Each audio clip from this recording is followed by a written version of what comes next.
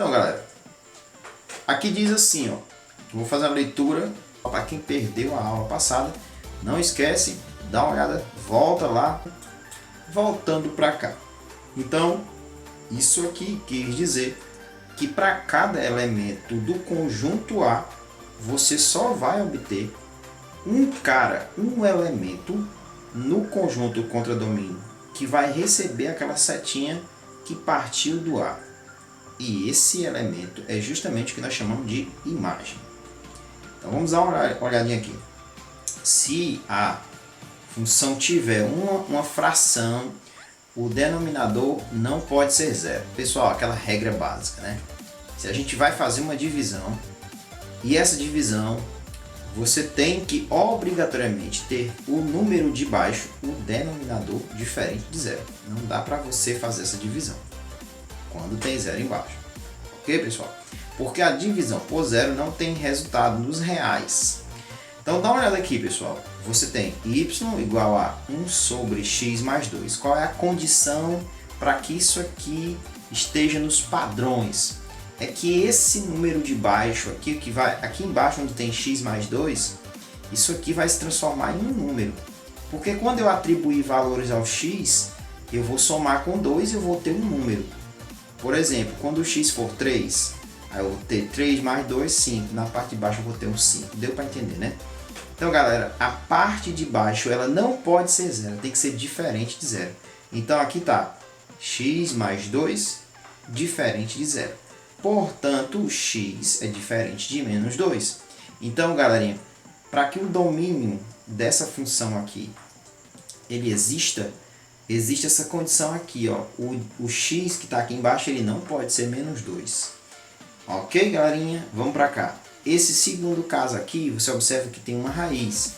Ó, se a função tiver uma raiz de índice par, o radicando não pode ser negativo. Pessoal, a gente sabe, raiz quadrada de 4, a gente sabe que é 2, né? Aí, raiz quadrada de 1, todo mundo lembra 1, né? Agora, quando eu tenho raiz quadrada de 0, tudo bem, 0. Mas quando eu tenho de um número menor do que 0, aí não vai rolar. Nos reais não tem. Então, galera, vamos lá, para cá, ó. Quando você tem raiz, todas as vezes que tiver uma raiz que o índice for par, repare, a parte de dentro aqui, ó, não pode ser negativa, portanto ela tem que ser maior ou igual a zero. Você viu que a raiz quadrada de zero existe, é zero, né? Mas o valor negativo não vai rolar, então é por isso que tem que ser maior ou igual a zero. E aqui, portanto, se nós pegarmos x menos 1 maior ou igual a zero, jogando para lá, o x vai ser maior do que 1. E aqui está o intervalo que nos interessa. De 1 em diante, todos os valores que sejam de 1 em diante para o infinito positivo. Tranquilo? Mais uma observação. Quando tivermos uma raiz de índice par no denominador, veja bem, no denominador de baixo aqui da fração, se aqui fosse uma raiz, ó, o que ia acontecer? Geralmente a raiz quadrada, no caso, né, quando ele vai colocar aqui a ideia, o denominador, desculpa, deve ser apenas maior que zero. Tranquilo? Então não pode ser igual a zero embaixo. Por isso que a gente tem a mesma ideia para cá, só que retira a ideia de que ele seja igual a zero se a raiz quadrada estiver embaixo. A gente vai ver isso aí em questões. Agora eu gostei! Vamos a um gráfico de função, pessoal. Como é que funciona aqui a ideia de gráfico de função? Não sei! Para construir gráficos de funções, repare aqui na ideia, nós vamos utilizar um sistema de coordenadas cartesianas ortogonais.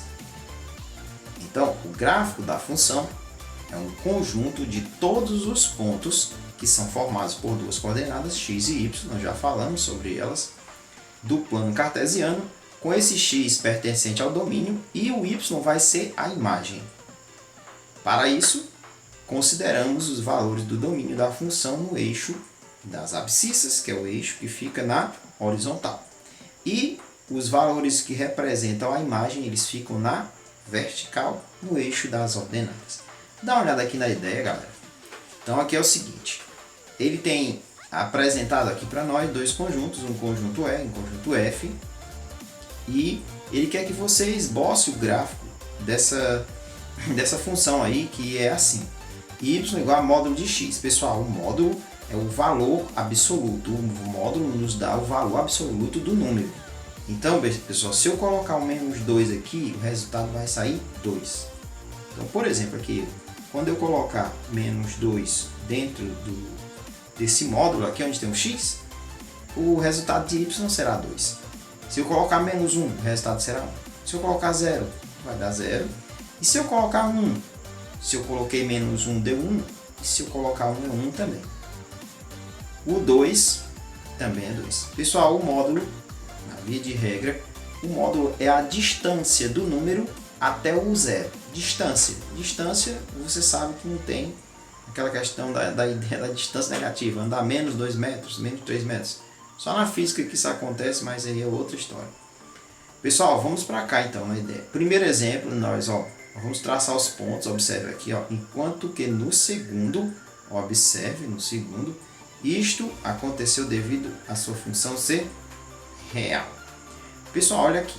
Primeiro exemplo aqui. Nós temos um gráfico aqui que é tipo, aqui a gente costuma dizer, é um gráfico, ele vem aqui, reflexo, bateu e subiu, certo? Reflexo.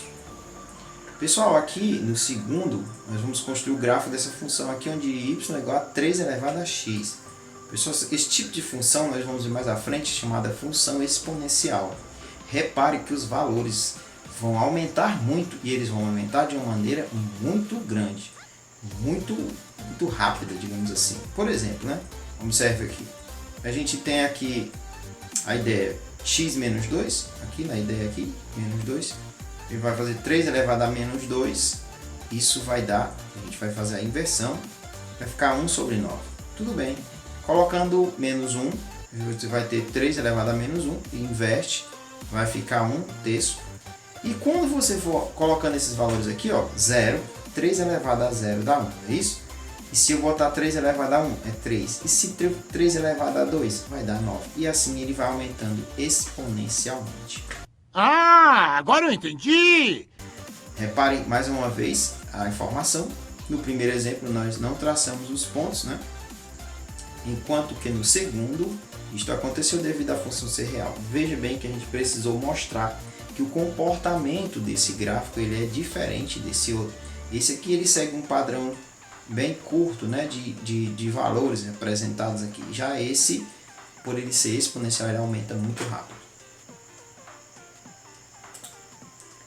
Pessoal, e quando é que eu sei que eu tenho uma função através de um gráfico? Eu olho para um gráfico, eu digo assim, Bira, eu vou saber já que como é que é isso aqui, se isso aqui é uma função ou não. Cara, muito simples. E como é que é? Mascote! É muito fácil, tem uma regra. Você faz o seguinte, observe. Uma relação representada no sistema cartesiano é função se retas verticais. Você vai passar retas. Você tem o gráfico, você passa retas na vertical, de cima para baixo. Tenha medo não, passa um trastejadozinho. Se, preste atenção, se essa retinha que você traçou paralela ao eixo das ordenadas, se ela tocar 2 vezes no gráfico, não é função. Vamos aqui para a ideia. Aqui, mostrando aqui o primeiro gráfico, nós vimos que o gráfico não é uma função.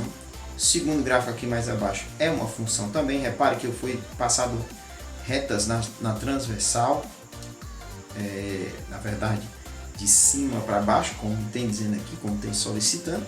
E você observa que só toca em um ponto. Mas observe esse gráfico aqui, o comportamento dele. Ele vai aqui em forma de um Z, parece o Z do Flash, né?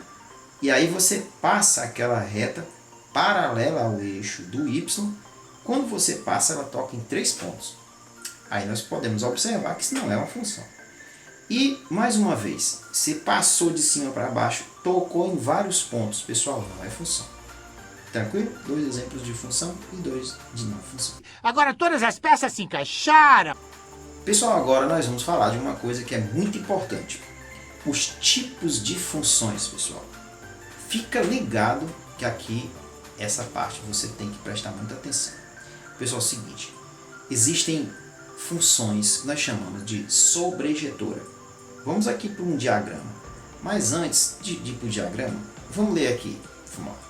Uma função ela é sobrejetora quando todo elemento do conjunto de chegada, veja bem, todo elemento do conjunto de chegada, onde vai bater a setinha, ela é imagem de pelo menos um elemento X do conjunto de partida, ou seja, recebe pelo menos uma flecha. Galera, no conjunto B não fica ninguém sem receber ligação.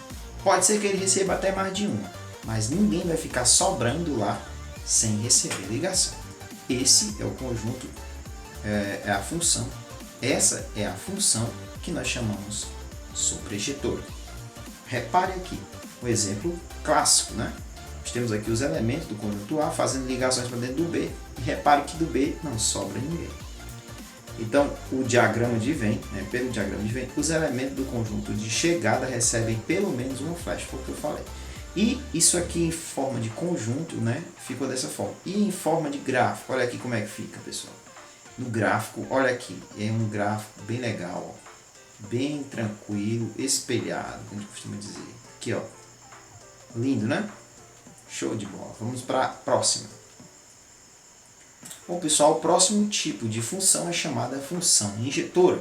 Uma função ela é dita injetora se a dois elementos distintos do conjunto de partida correspondem sempre duas imagens distintas do conjunto de chegada. Galera, é o seguinte, tem um conjunto A, ele vai fazer ligações para dentro do B. Repare que o conjunto A ele faz ligações para locais diferentes.